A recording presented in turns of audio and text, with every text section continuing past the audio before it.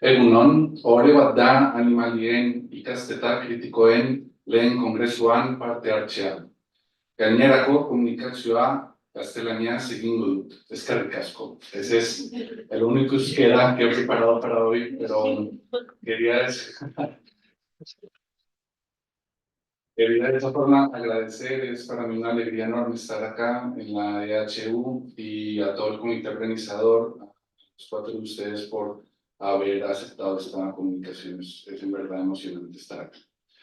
Vale, el orden de mi comunicación va a tener 4 partes. Primero, una introducción de cuál es a grandes rasgos el panorama literario actual en español con relación al llamado giro animal. Lo voy a ver muy a vuelo de pájaro, como decía mi colega anteriormente. Luego, unos aportes teóricos que van a ayudar a hacer el análisis de las 2 novelas que vengo a presentarles hoy. Básicamente 3 conceptos: miradas, diálogos y alianzas. Y luego en la tercera parte pasaré al análisis textual propiamente dicho. Las 2 novelas de las que quiero hablar, Las efímeras de Pilar Adón y No es un río, es Selva Almada. Para así terminar con unas conclusiones preliminares que espero ahondar, profundizar y complejizar pues, en la eventual publicación del Congreso. Pues bien, la literatura en español, sobre todo la latinoamericana, tiene una larga tradición de representación de lo animal. Esto lo vemos, por ejemplo, me voy a situar en el Cono Sur para poner solamente un ejemplo, con Esteban Echevarría, argentino, comienzos y mediados del siglo XIX, un relato muy conocido para el romanticismo argentino, que es El Matadero. Cómo evidenciar la pugna de 2 bandos políticos a través de la carnicería y del horror de un matadero, ¿no? Y como en Argentina sabemos, la cuestión de la carne ha sido fundamental, estoy hablando en términos de no solo económicos, sino de su configuración como Estado-nación. Luego, Uruguay, Horacio Quiroga, ya con un pie en el siglo XIX y otro en el XX, con cuentos de la selva, cuentos sobre todo que tienen que ver con gallinas, con caballos, con anacondas, muy particularmente ese interés de comienzo del siglo XX por la selva amazónica en América Latina, y uno de los grandes, Julio Cortázar, también argentino, radicado en París gran parte de su vida, con el famoso libro de relatos bestiarios, ¿no? Y ese relato que de pronto muchos de nosotros conocemos, que es Carta a una señorita de París y todos los conejitos. Pues bien, Gabriel Giorgi, que también citaba Belén, propone en 2 textos 2 cuestiones, ¿no? A comienzos del siglo XX podemos ver que, arrastrando un poco la lógica y el espíritu del XIX, lo animal recorre las letras en español como un espectro que busca revelarse, jugando con ese título famosísimo de George Orwell, Rebelión en la Granja. Lo animal entonces se nos presenta en Echevarría, en Quiroga, en muchos más, como ese espectro que sobreplanea gran parte de las letras latinoamericanas y que nos quiere decir algo sobre el humano, ¿vale? Es una comparación muchas veces, una presencia animal que nos cuestiona. Pero a mediados del siglo XX, George identifica que hay un giro. Entonces, a partir de los años 60, que estaríamos pensando más boom latinoamericano, Cortázar, Clarice Lispector, García Márquez, etc., lo animal se presenta en la cultura latinoamericana como un continuum orgánico, afectivo, material y político con lo humano. Es decir, esta distinción de lo humano y lo no humano se tiende a difuminar a lo largo de esta literatura mucho más contemporánea, y vemos un juego de continuidad entre lo que significa ser humano y no humano. Ya hay tanta diferenciación, lo animal no se utilizaría tanto como una metáfora, sino que habría una relación mucho más estrecha y compleja, ¿no?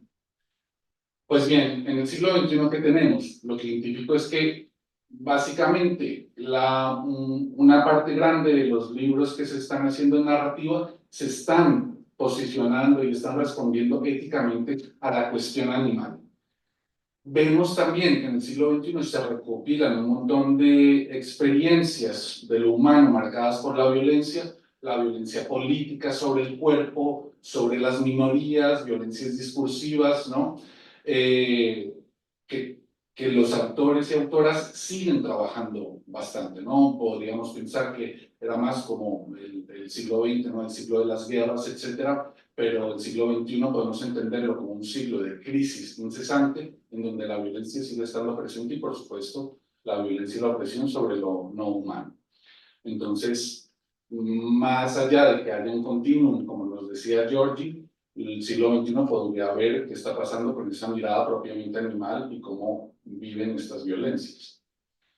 Pues bien, 4 casos súper abuelo de pájaro, como que es narrativa muy reciente: La telepatía nacional de Roque Larraqui de Argentina, el libro de relatos Ustedes brillan en lo oscuro de la boliviana Liliana Colanzi, El animal sobre la piedra de la mexicana Daniela Tarazona y Peregrino transparente del colombiano Juan Cárdenas, todas publicadas a partir del 2010 en distintos puntos del territorio latinoamericano. Vemos que estamos hablando de un zeitgeist, ¿no? De un estado de la cuestión, de un espíritu de época, en donde muchos autores, muchas autoras de distintas latitudes se están concentrando en esto. ¿Por qué? ¿Qué nos dice esto? Es una de las preguntas de la tesis, pero vale como para mostrar el panorama. Pues bien, ¿cuál es mi propuesta? Hoy analizar las novelas de Pilar Adón y Selva Almada como 2 ejemplos de resistencia frente a las violencias y contradicciones del especismo. En contraparte, ante este estado de la cuestión, estas novelas proponen ficciones donde o vemos alianzas multiespecie o miradas animalizadas. Vamos a ello, pero antes de eso, los aportes teóricos. Básicamente 4 ideas, 4 autores. El texto seminal de Jacques Derrida, filósofo francés, que propone este concepto de la mirada desnuda de los animales. ¿Por qué esa mirada de los animales? Porque es ese gran otro, es la alteridad por sí misma. No hay nadie más otro que tenga más otredad que podamos encontrar frente a nosotros que los animales, ¿no? Y a partir de esa mirada que tengo con un animal, frente a su mirada desnuda, yo mismo como humano me desnudo. Y cuando me desnudo, ¿qué pasa? Encuentro mi propia animalidad, ¿no? Acá, una advertencia: ojo, Donna Haraway va a criticar un poco esto de Derrida porque nos pregunta qué nos dice esa mirada de los no humanos. Nos dice mucho de nosotros, pero ¿qué nos dice de lo no humano? La gran ecofeminista Josephine Donovan, en 2006, tiene un texto muy importante en donde se pregunta por qué el feminismo debería prestarle atención a la relación entre mujeres y animales, porque son 2 grandes oprimidos históricamente hablando. Pero se pregunta cómo interactuar con los animales más allá del cuidado. Obviamente el feminismo también ha reflexionado mucho de cómo a la mujer históricamente y sociológicamente se le ha impuesto este cuidado de los otros, ¿no? De lo que tanto se ha escrito y tanto se ha criticado. Pues bien, ella propone pasar del cuidado, que la mujer no tenga que ser solamente la que cuida de los animales, sino que haya un diálogo. Y ese diálogo tendría que comenzar con la gran pregunta de ¿qué me están diciendo los no humanos? Cito textualmente del texto de Donovan en inglés. Caring must therefore be extended to mean not just caring about their welfare, but caring about what they are telling us. ¿Qué nos están diciendo? No solamente preocuparnos por su bienestar, sino preocuparnos por qué nos dicen los no humanos. Donna Haraway, Lo prometido, en 2019, este texto también, que ya es canónico en apenas un par de años, Seguir con el problema, nos propone 2 ideas importantes que quiero tomar, ¿no? Uno, es que no basta solamente con la mirada desnuda de Derrida, sino que sea urgente compartir con los animales no humanos la horizontalidad que nos da el compost. Haraway juega con esta idea para superar ciertas ideas del poshumanismo, no solo ser lo posthumano, sino reunirnos en el compost, en el humus. Había una comunicación ayer que hablaba de la etimología tan bonita de la palabra humildad. Humildad etimológicamente comparte una raíz con humus tierra, ¿no? Haraway propone encontrarnos todas las especies en la horizontalidad de la tierra, donde pasa todo, donde vivimos todos y donde el hombre con H mayúscula, este antropos, no se levanta verticalmente y jerárquicamente sobre las otras especies y las mira desde arriba, sino mirarnos todos desde abajo, desde ese humus multibichos, como lo llama Haraway. Y 2, ¿cómo hacerlo? Ya que estamos en el compost, ¿qué hacemos una vez estando allí? Pues jugar, hacer alianzas, relacionarnos a partir de parentescos que nos permitan interactuar con las otras especies por fuera de las lógicas del antropocentrismo. Finalmente, Julieta Yellin, en 2020, un texto muy reciente, nos propone, Belén también mencionaba lo de la biopolítica y muchas relaciones entre las dos comunicaciones, como la biopolítica, texto de concepto muy Foucaultiano, se puede dar paso a una biopoética, como en los textos literarios vemos cómo opera la opresión sobre los cuerpos, sobre la vida, pero a partir de la literatura, ¿no? Entonces, vamos a ver cómo, o propongo que en Selva Almada y en Pilar Adón estamos frente a textos propiamente biopoéticos y no tanto biopolíticos. Bien, nuestras dos autoras. Tenemos a la derecha de ustedes a Pilar Adón, es madrileña de España, poeta, traductora, narradora, una larga trayectoria, su primer texto, Las hijas de Sana, en 2003, su primera novela publicada, y a partir de ahí, casi toda su obra en Galaxia Gutenberg, ¿no? Estamos hablando de una autora muy premiada que tiene una obra literaria extensa y muy interesante. Selva Almada, del 73, comparten generación, de Villa Lisa, de la provincia de Entre Ríos, en Argentina. Esto es importante, no estamos hablando de una autora bonaerense y eso se va a notar.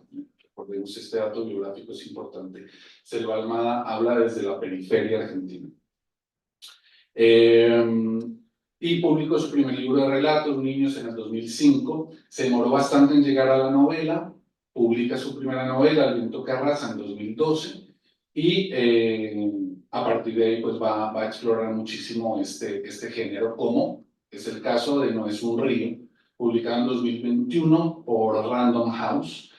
Y es un texto, quiero hablar primero del lenguaje, está marcado por la coloquialidad, lo vamos a ver en los fragmentos que he seleccionado para hoy, porque esa coloquialidad es una marca social y regional. Estamos hablando no de personajes que se mueven en un ambiente erudito, urbano, citadino, sino que estamos en la provincia argentina con un léxico propio y que eso denota, obviamente, que se están hablando desde aquí, ¿vale? Y que también las personas que se están representando hacen parte de esa marginalidad, de esa precariedad del campo latinoamericano. Podemos hablar Argentina, pero donde digo Argentina, decimos Bolivia, Perú, Colombia, Nicaragua, etc. Definitivamente no estamos en Buenos Aires. Un poco la trama, No es un río, trata o localiza la historia en un pueblo que está conformado por una serie de islas interconectadas por un gran río. Nunca se menciona el nombre del río, ¿vale? Y los personajes son sobre todo masculinos, son sobre todo hombres que practican la pesca, y a partir de que unos hombres foráneos llegan a una isla que no es ellos, están de paso, pescan a una raya del río, la matan y luego la devuelven muerta al río, la desperdician. Esta acción desencadena un conflicto en la historia. Toda la novela gira en torno a esto, porque eso se va a ver como una afrenta por parte de los locales. Tenemos a los foráneos, los que matan y pescan a la raya, que son Enero, el Negro y Tilo, y a un grupo de personas locales, liderados básicamente por Aguirre, que representa al protector del territorio, al que tiene una fuerte identificación con esa isla, ese río, esa raya, y que respondería a la máxima de que es uno con su entorno, ¿vale? Va a jugar con esta idea de que estas dos identidades, si se quiere, ¿no? El entorno y el individuo son uno solo. Pues bien, también no solamente foto de las autoras, sino de los animales de los que vamos a hablar hoy. Esta es una fotografía, una raya de río. Más o menos este es el animal del que se habla en esta novela. Voy a leer los dos fragmentos. En el primero, Aguirre enfrenta a los foráneos y hablan de la raya que está allí muerta y que tiene 3 tiros, ¿vale? No solamente las pescaron, sino que le pegaron 3 pistoletazos. Los demás están mirando la raya, se paran al lado para medirla. Aguirre, inspeccionando de cerca los agujeros, dice: 3 tiros, 3 tiros le pegaron, con 1 es suficiente. Enero sonríe mostrando el hueco de la paleta que le falta. Me engolosiné. Hay que tener cuidado con engolosinarse, dice Aguirre. conflicto, la tensión es evidente. Ya más adelante, en otro fragmento, Aguirre está hablando con sus colegas y está explicando cómo el entorno para él es importante y cómo esa raya era importante para él. Veamos, este texto además es, creo que, de un poder estético considerable. No era una raya, era esa raya, una bicha hermosa, toda desplegada en el barro del fondo. Habrá brillado blanca como una novia en la profundidad sin luz. Los anzuelos enganchados en sus bordes, el tironeo de toda la tarde hasta darse por vencida. Los tiros, arrancada al río para devolvérsela después, muerta. Vemos acá con estos dos fragmentos, lo resumo de esta manera.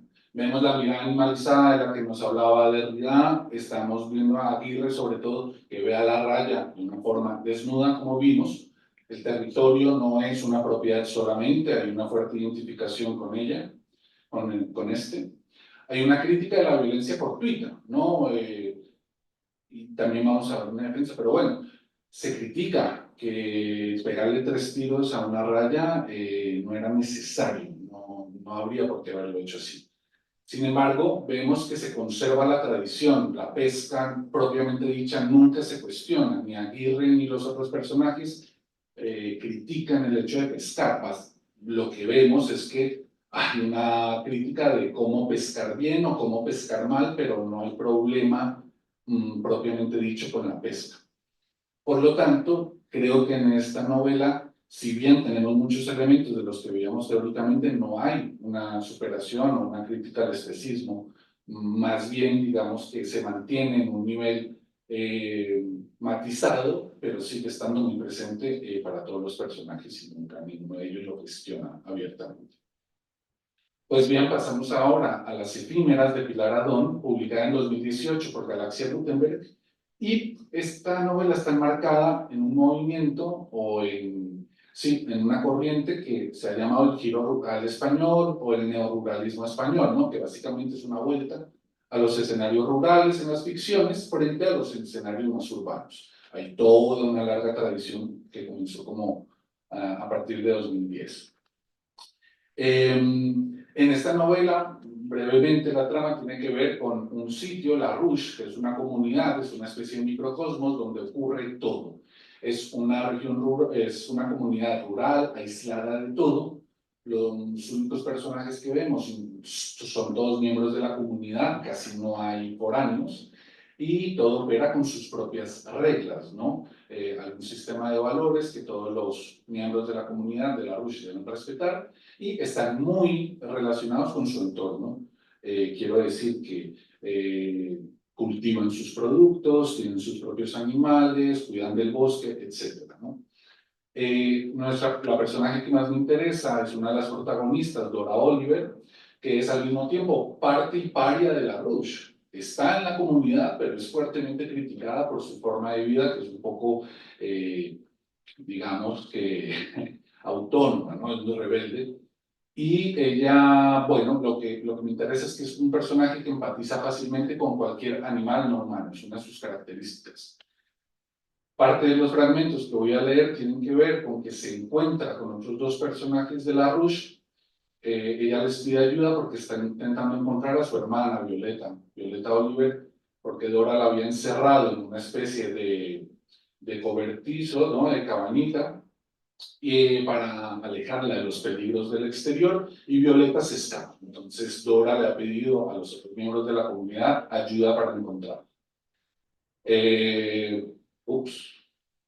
Este es no es exactamente el animal que vamos a ver representado en Las efímeras. Este es un lagarto bético propio de España y de otros países europeos. Vamos a ver que es un reptil inventado, es un reptil ficticio, ¿vale? Pero esto es, con la descripción vamos a ver que se asemeja un poco a lo que vamos a ver. Leo los dos fragmentos. Dora, ¿no? Dora entrecerró los ojos para enfocar mejor, incapaz de saber si debía sentir miedo o no, y descubrió que se trataba de un reptil, un animal que ha aparecido en esta choza cuando estaba hablando con los otros dos miembros de la comunidad. Una especie de lagarto con la cabeza desmedidamente grande y triangular. Por eso tanto jaleo, por ese bicho, murmuró Dora. Y el animal retrocedió hasta esconder todo el cuerpo, cabeza incluida, bajo el cesto. Es inofensivo, no hay más que verlo. No sé a qué viene tanto alboroto, no es venenoso. Puedes escupirte, Dora. Insisto en que no sabes si es venenoso. Si lo fuera, Violeta estaría muerta. Los dos personajes creen que es peligroso y hay que matarlo. Dora defiende que no, con solo verlo basta. Siguiente fragmento, ¿no? Más adelante en esta escena. No habría hecho nada de todo aquello, no lo habría matado al reptil, porque el reptil la había mirado como si comprendiera lo que decía y lo que hacía, con la boca abierta, con la boca cerrada y con la expresión seria que a menudo ella veía en sus perros, con esa atención expectante, con ese asomo de entendimiento que parecía evidenciar que de alguna manera existía un vínculo, una coherencia tras siglos de evolución. Vemos de nuevo mirada animalizada, está más que claro, el territorio más allá de la propiedad, pero acá sí hay una crítica a la violencia fortuita, porque Dora dice que nunca habría podido hacer lo que hicieron los otros, que es matar al lagarto sin pensarlo, verlo como una amenaza, sin mirarlo, sin tenerlo en cuenta, sin ver desde su animalidad, y la violencia para Dora en ese caso no estaba y nunca va a estar justificada. Por lo tanto, creo que hay un diálogo multiespecie. En esa mirada, Dora alcanza a entender que tras siglos de evolución existe un vínculo, y un vínculo que creo que es antiespecista, porque logra entender que el lagarto y los perros que tanto ama, que la acompañan todos los días, ese lagarto que ya nunca había visto en su vida, que varios colegas humanos le dicen es peligroso, para ella hay algo que los une, como la une con sus perros. Finalmente, a manera de conclusión, lo voy a leer porque ya me estoy pasando el tiempo. Tanto No es un río como Las efímeras proponen una representación literaria de lo animal no humano, alejada de los paradigmas violentos o metafóricos tradicionales, como veíamos con la tradición latinoamericana. Las dos novelas comparten una mirada de lo animal otro y centran su atención en especies que han sido objeto de violencia y discriminación, la raya y el reptil. Te puedo pescar, te puedo matar, no pasa nada. Igualmente hay un interés, una vuelta a lo rural, a ambas orillas del Atlántico, lo vimos, y esto es lo que más me interesa. Las dos novelas son muy diferentes cuando hacemos la comparación. Principalmente No es un río de Selva Almada, no presenta ningún personaje discurso que ponga en tela de juicio la pesca. Si bien la raya se defiende como un animal digno de respeto, su pesca sigue siendo justificada en las lógicas de la isla, pero Las efímeras crea un vínculo más horizontal y empático entre Dora Oliver y el lagarto, pues se incita en un diálogo interespecie que permite el entendimiento mutuo. Dora condena la muerte del lagarto en cualquier escenario y eso hace que el especismo de los otros personajes quede en entredicho. Son dos novelas fabulosas, las invito a todos a leerla y escribir.